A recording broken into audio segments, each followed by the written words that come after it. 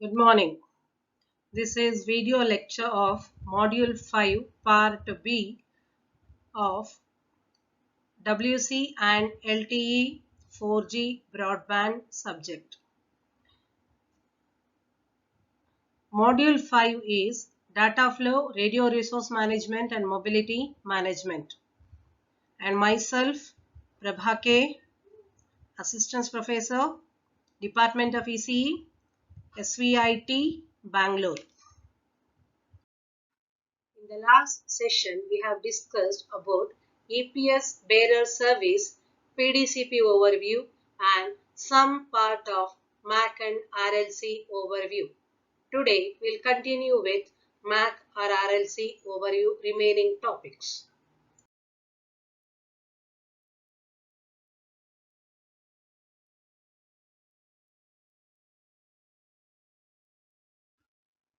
Today, we'll discuss about PDU headers and formats. RLC PDU formats, that is Radio Link Control Protocol Data Unit formats, are two types: RLC data PDUs and RLC control PDUs. RLC data PDUs are used by transparent mode, unacknowledged mode and acknowledged mode RLC entities to transfer upper layer protocol data units. RLC control PDUs are used for peer-to-peer signaling between the AM-RLC entities at the two ends of ARQ procedures. Coming to the formats of RLC data PDUs.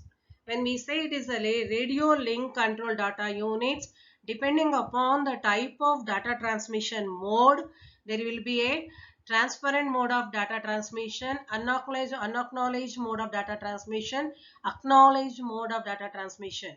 So depending upon the mode of data transmission, these data PDU format differs.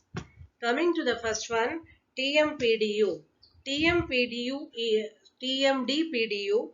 TMDPDU is the transmission mode data protocol data unit. In this, it is very clear that this data unit consists only data. There is no any RLC header files. There is no any RLC header files. Coming to the second one, that is unacknowledged mode of data transmission, that is a UMD PDU and AMD PDU. We can easily find out the certain fields are common in this. So first we will discuss about the fields which are common. Coming to the first field, FI. FI is the framing info field.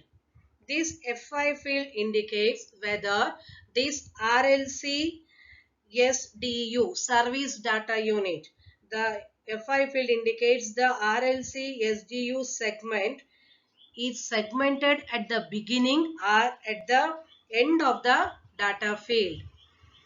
Next field is LI field. LI is length indicator field.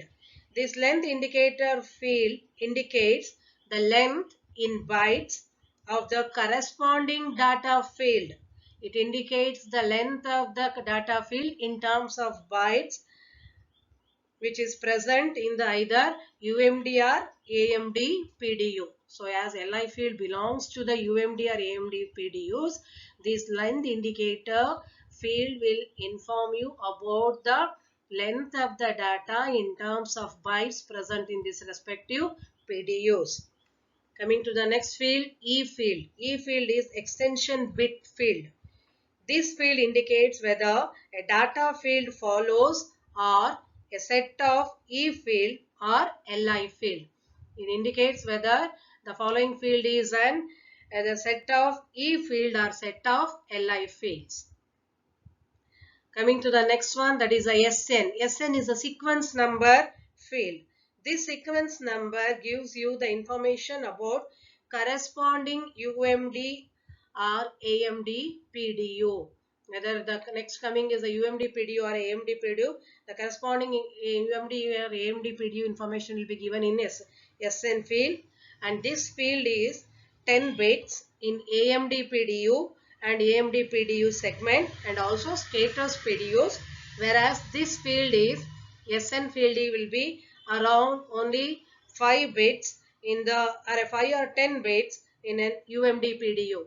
In the UMD PDU, the length of SN field may vary from 5 bit to 10 bit, whereas in AMD PDU and the AMD PDU segment, the SN field size is 10 bit.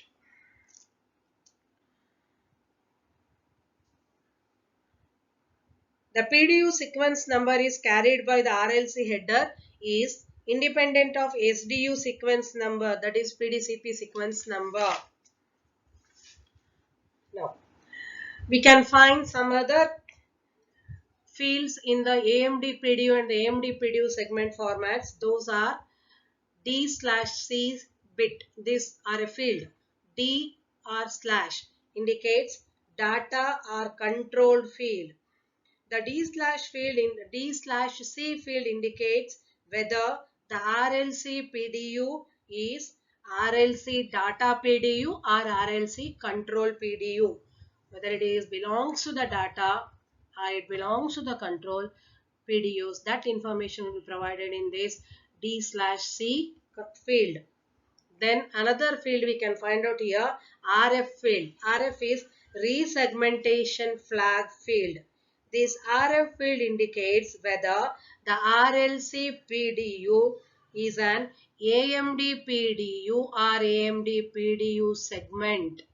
The RF field will give you the information about this RLC PDU is AMD PDU or AMD PDU segment. Another field is a P field. P field is called as polling bit field. This P field indicates whether the transmitting side of an AMRLC, the transmitting side of AMRLC entity requests status report from its peer AMRLC entity. Whether your AMRLC entity requires the status information, that information request will be sent through this polling bit field. Coming to the another two fields present in the AMD PDU segment, that is SO field and LSF field. SO field is segment offset field. This field indicates the position of AMD PDU segment in bytes within the original AMD PDU. Then LSF field is last segment flag field. This indicates whether the last byte of the AMD PDU segment corresponds to the last byte of the AMD PDU.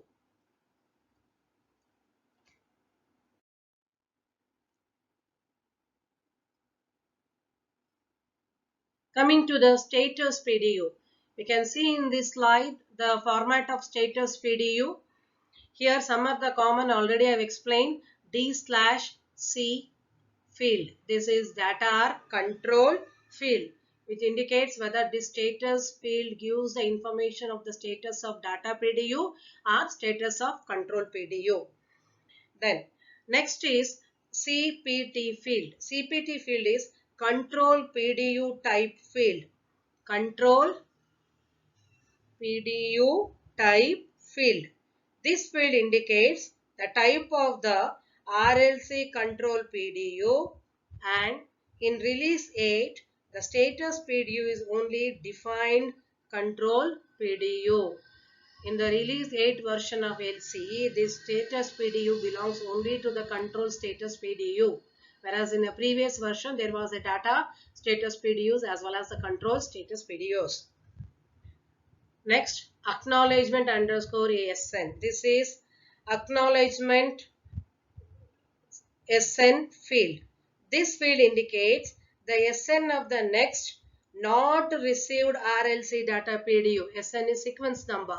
So this field indicates the sequence number of the next not received RLC data PDU, which is not reported as missing in the status PDU.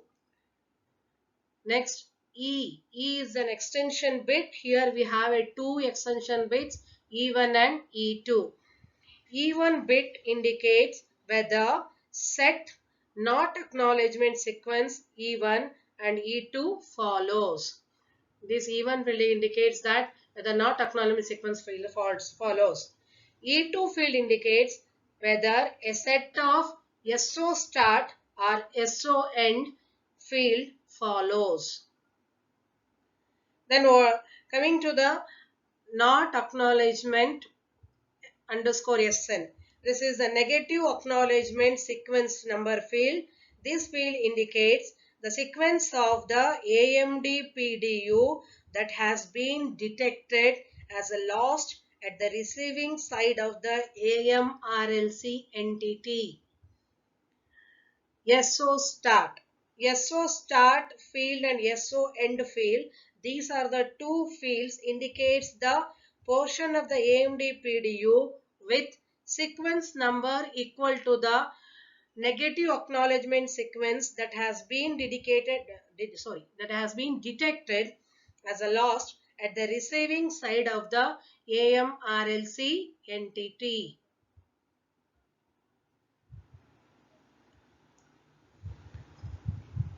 Now we'll discuss about the MAC PDU formats. It's very clear here the MAC PDU formats consists of MAC header and the remaining fields are called as MAC payload. Then what is this MAC header? The MAC header consists of number of MAC subheaders and each MAC subheaders will be having this type of format. In this format we can find out different fields. R field, E field, LCID field, F field and L field. This R field is reserved and it will be set to 0. E field is extension field. It is used as a flag to indicate if more fields are present in the MAC header. If this E field is set to 1, another set of this MAC subheader is following. Otherwise, it will be a MAC SDU control element or a padding follows. This MAC SDU or control follows. So depending upon this value of E bit, if it is 0, the another MAC subheader is following. Otherwise means if it is 1, it is the MAC sub SDU will come along with the padding field. LCID field. This is logical channel ID field.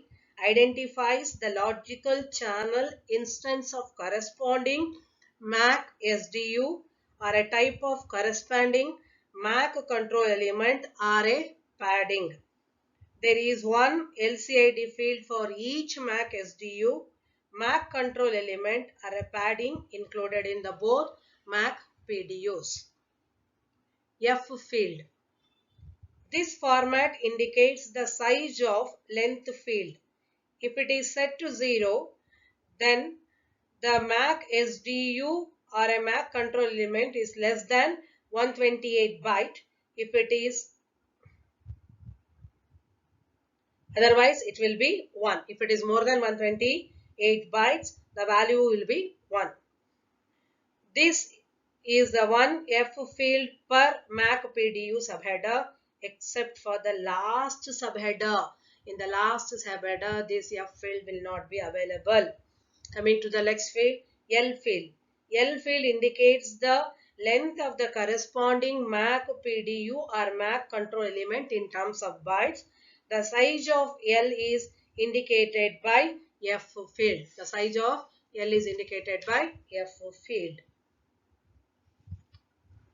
This is all about the different formats used in RLC technique. Now, we'll discuss about RRC overview, Radio Resource Control overview. The Radio Resource Control layer takes care of RRC connection management, radio bearer control, mobility functions and user equipment measurements, reporting and its control. It is also responsible for broadcasting system information and also paging information. LTE has two states in RRC. Those two states we call it as RRC ideal and RRC connected.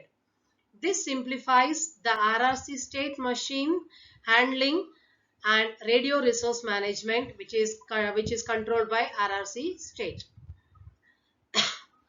In RRC ideal state, There will not be any signaling. Radio bearer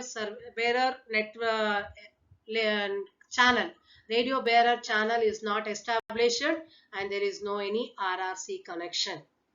Mobility control is handled by user equipment in RRC ideal condition, which performs neighboring cell measurements and cell selection or reselection process. The user equipment shall have been allocated with an ID that uniquely identifies the user equipment, which will help to track the device. User equipment also monitors the paging channel to detect any incoming calls, and it specifies the paging discontinuous reception cycles. In the RRC connected state, the user equipment has eUtron RRC connection and one context in the eUtron, and so it is able to transmit and or receive data to or from the eNode. eNode is the base station to which the user equipment has been connected. The network controls the mobility handover of user.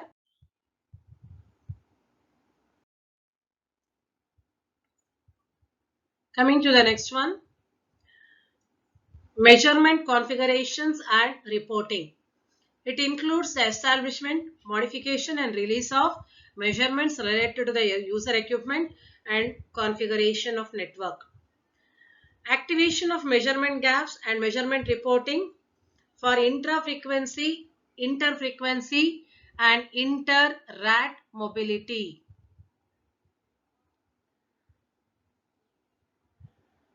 Other functions, transfer of dedicated NAS information and non-3GPP dedicated information. This RRC function involves transfer of user equipment radio access capability information and support of self-configuration and self-optimization process.